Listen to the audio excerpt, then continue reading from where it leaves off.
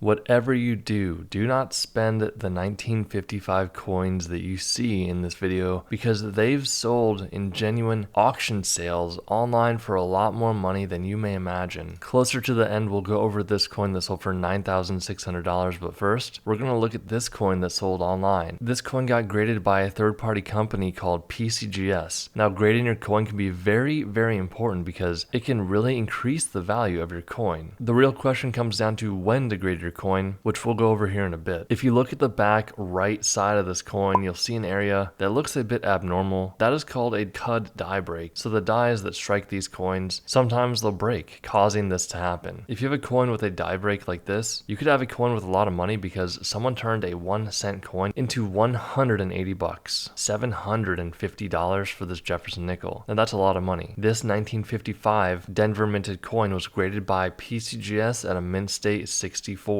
Now on the back right hand side of the coin, you're going to see that D mint mark. That stands for the Denver Mint. These coins can be minted at different mints across the US. What makes this coin so rare and valuable? Let's hop into it. One, it was graded by PCGS at a mint state 64. That's a very high grade for this specific coin. And two, you do have these full steps on the back. So on the back of the coin above Monticello there, you're going to see these steps. Now these steps are the highest point on the coin. They get worn down the quickest and they are the hardest to strike during the minting process. You can also see a little bit of orange coloration going on with this coin. That is called toning. It's a natural process that does happen when the air will oxidize with the metals in the coin, causing a discolored look. That can either increase or decrease the value of the coin. All of these things combined allowed this coin to sell for $750, $1,800 for this Washington quarter. Now what in the world is happening here? It looks very crazy. This coin got graded by PCGS at a mint state 67 plus. So the plus grade really matters, and that's given by a grader if they think the coin looks very nice for the grade. Now this coloration toning that's happening here happens depending on where the coin is stored and what type of wrap the coin has on it when it's being stored. For example, if it was stored in a bad type of plastic, or if it was stored in a type of paper that was off-gassing or somehow reacting with the metal in the coin, this look can happen. Now you got to be careful because there are some scrupulous people out there that will see videos like this and then try to artificially tone a coin and then sell it for a lot of money online. So if you're ever buying or selling a coin online, you got to be very careful because there are some bad people out there. You got to look out for yourself. That's why it's always important to equip yourself with as much information and knowledge as possible. We created a completely free coin and currency ebook down below. Pick that up if you haven't already. There's no strings attached, but this coin with this crazy toning going on sold for $1,800 on heritage auctions. We'll be quick on this genuine 50-cent Benjamin coin that got graded by PCGS at a proof 67. Now a proof coin is a different minting process than a normally issued mint state coin. You can tell by the background being a different color. It actually is more like a mirror than anything. Being able to see your reflection there. Very cool type of coin. This one sold for $1,920 bucks. $2,640 for this 1955 1 cent wheat coin graded by PCGS at a mint state 67 plus. That is a very high grade for this coin. 67 is actually only 3 points away from the perfect grade of 70 plus. You do have the plus designation. This is a very challenging thing to come across because the grader really has to think the coin looks nice for the grade. This coin also got the red designation. Now these coins can come either red, brown, or brown depending on environmental factors and the type of metal the coin is struck on. Typically speaking, red coins will be more valuable than red, brown, and brown coins, but we've talked about plenty of red, brown, and brown coins that sold for tons of money on this channel. It really does come down to a collector preference, and it is a very naturally accepted industry standard to differentiate Lincoln cent coins between them being red,